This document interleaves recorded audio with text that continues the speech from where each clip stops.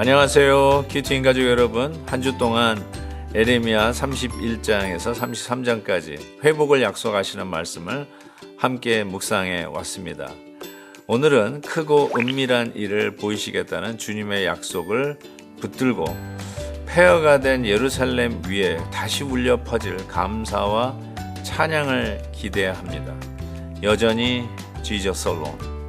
이 말씀을 붙들며 주님이 행하실 크고 은밀한 일을 소망하는 하루가 되시기를 바랍니다. 오늘 말씀은 예레미야 33장 1절에서 13절까지입니다. 예레미야가 아직 시위대 뜰에 갇혀 있을 때에 여호와의 말씀이 그에게 두 번째로 임하니라. 이르시되 이를 행하시는 여호와, 그것을 만들며 성취하시는 여호와, 그의 이름을 여호와라 하는 이가 이와 같이 이르시도다. 너는 내게 부르짖으라. 내가 내게 응답하겠고 내가 알지 못하는 크고 은밀한 일을 내게 보이리라. 이스라엘의 하나님 여호와께서 말씀하시니라. 무리가 이 성읍의 가옥과 유다 왕궁을 헐어서 갈대아인의 참호와 칼을 대항하여 싸우려 하였으나 내가 나의 노여움과 분함으로 그들을 죽이고 그들의 시체로 이 성을 채우게 하였나니 이는 그들의 모든 악행으로 말미암아 나의 얼굴을 가리어 이 성을 돌아보지 아니하였음이라. 그러나 보라, 내가 이 성읍을 치료하며 고쳐 낫게 하고 평안과 진실이 풍성함을 그들에게 나타낼 것이며 내가 유다의 포로와 이스라엘의 포로를 돌아오게 하여 그들을 처음과 같이 세울 것이며 내가 그들을 내게 범한 그 모든 죄악에서 정하게 하며 그들이 내게 범하며 행한 모든 죄악을 사할 것이라. 이 성읍이 세계 열방 앞에서 나의 기쁜 이름이 될 것이며 찬송과 영광이 될 것이요 그들은 내가 이 백성에게 베푼 모든 복을 들을 것이요 내가 이 성읍에 베푼 모든 복과 모든 평안으로 말미암아 두려워하며 떨리라. 여호와께서 이와 같이 말씀하시니라. 너희가 가리켜 말하기를 황폐하여 사람도 없고 짐승도 없다 하던 여기 곧 황폐하여 사람도 없고 주민도 없고 짐승도 없던 유다 성읍들과 예루살렘 거리에서 즐거워하는 소리, 기뻐하는 소리, 신랑의 소리, 신부의 소리와 및 만군의 여호와께 감사하라. 여호와는 선하시니 그 인자하심이 영원하다 하는 소리와 여호와의 성전에 감사제를 드리는 자들의 소리가 다시 들리리니 이는 내가 이 땅의 포로를 돌려보내어 지난 날처럼 되게 할 것임이라. 여호와의 말씀이니라. 만군의 여호와께서 이와 같이 말씀하시니라. 황폐하여 사람도 없고 짐승도 없던 이곳과 그 모든 성읍에 다시 목자가 살 곳이 있으리니 그의 양떼를 눕게 할 것이라. 산지 성읍들과 평지 성읍들과 네겝의 성읍들과 베냐민 땅과 예루살렘 사면과 유다 성읍들에서 양떼가 다시 계수하는 자의 손 아래로 지나리라. 여호와께서 말씀하시니라.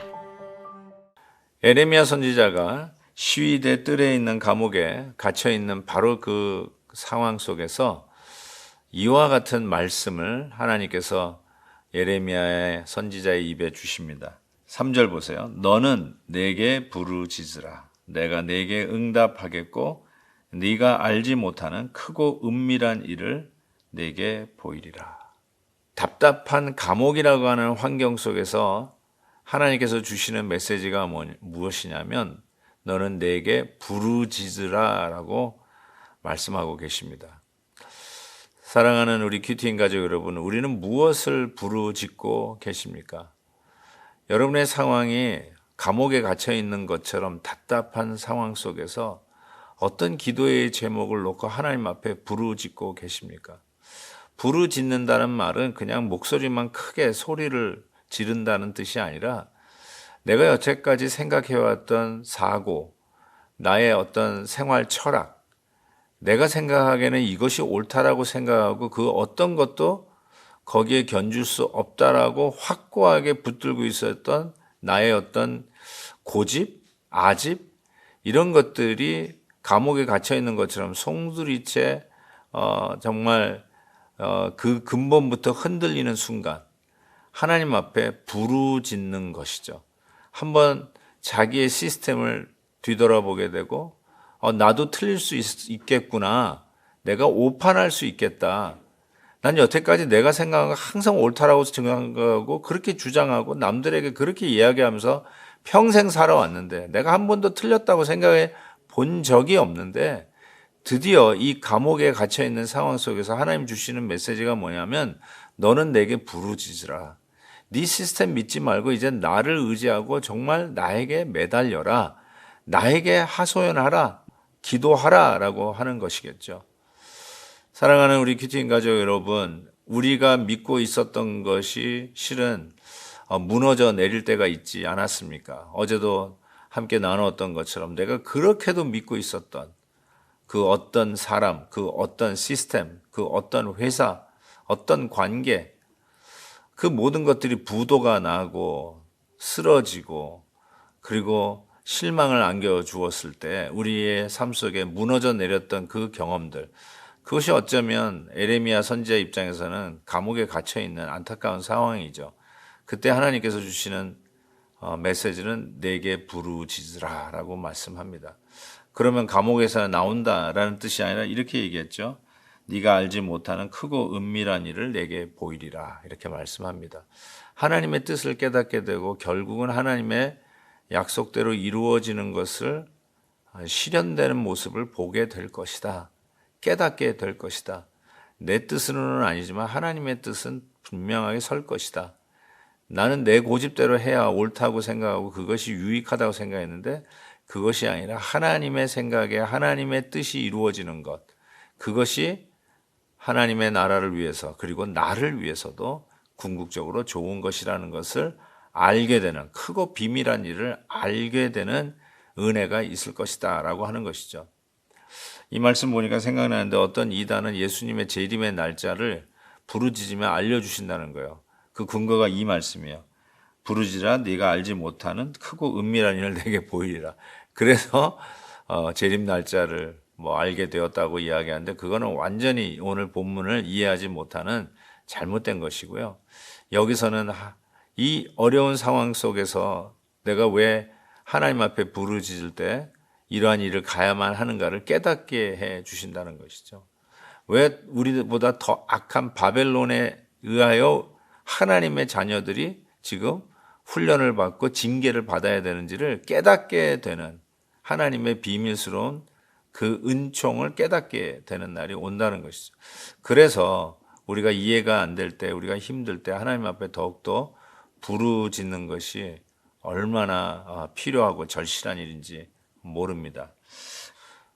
그리고 오늘 본문 말씀은 이와 같이 우리가 하나님 앞에 부르짖고 어쩌면 나의 갇힌 상황, 낭망된 상황, 소망이 없는 상황 속에 갇혀있는 우리들에게 하나님이 주신 약속의 말씀은 우리에게 다시 즐거워하는 소리, 기뻐하는 소리가 회복될 것이라는 거예요.